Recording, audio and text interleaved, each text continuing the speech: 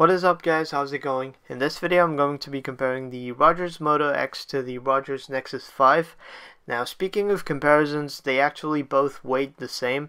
They come into around 130 grams. The Nexus 5 has a 4.95 True HD IPS screen, while the Moto X has the AMOLED panel. It has a 4.7 inch screen. The Moto X does feel a bit bulkier on the sides, but it obviously is a lot smaller due to its screen size, and I think the bulkiness is due to the fact that it has those curved edges and the Moto X dimple in the middle on the back. They both have plastic non-removable backs, and the Moto X has a battery of 2200 milliamps while the Nexus 5 has a 2300 milliamp hour battery. And on the camera side of things, it has an 8 megapixel shooter with LED flash and optical image stabilization. And on the Moto X's back is where you'd find its 10 megapixel camera with the LED flash. They both have their earpiece and proximity sensors in front. The Nexus 5 has a 1.3 megapixel front-facing camera, while the Moto X has a 2 megapixel front-facing.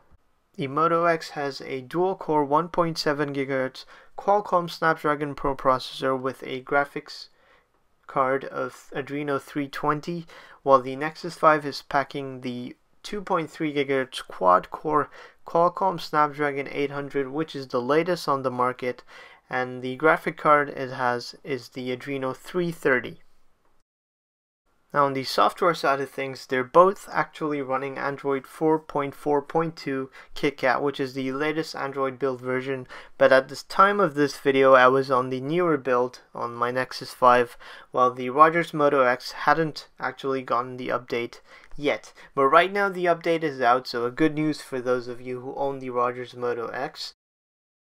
The Nexus 5 has the Google Experience Launcher, which is actually exclusive for it right now.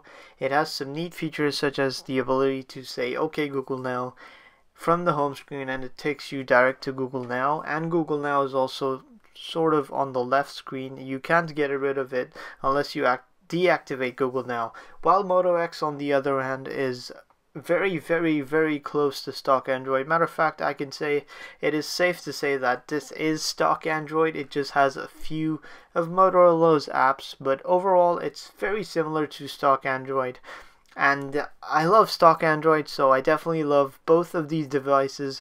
Now there are two really cool features which give the Moto X the upper hand in terms of features. The first is the fact that you can say "OK Google Now" even if your phone is locked. The screen will come on with a prompt asking you for what you need help with, and whatever you asked, it will be passed on to Google servers and the question would be answered via Google Now. The next feature is active notifications, which displays your notifications on your lock screen without unlocking the device. You simply have to glance at your device and it will show you the notifications, while on the Nexus 5 it simply has the LED notification light. The Nexus 5's display is significantly better than the Moto X due to the fact that it has a 1080p screen. It has a very high pixel per inch density of 445. The Moto X's 720p AMOLED screen is not bad at all. The blacks are deeper, and thanks to that they can also use active notifications, plus it drains a lot less battery than compared to the Nexus 5. They both have identical settings menu. The Moto X just has the Motorola Assist settings, the active notification settings, the Motorola Device ID settings, and the touchless control settings, which are extra in there. Due to 4.4 KitKat, the Nexus 5 actually had a different dialer, which I believe the Moto X has now, and in terms of the settings, you can access them by holding down on the bottom, and you can add wallpapers, add home screens, and add widgets.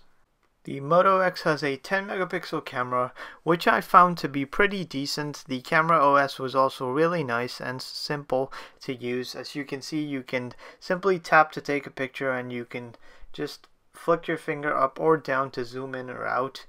There are also a bunch of settings on the left hand side, and over there you can see there's slow motion video, there's panorama, there is tap to focus.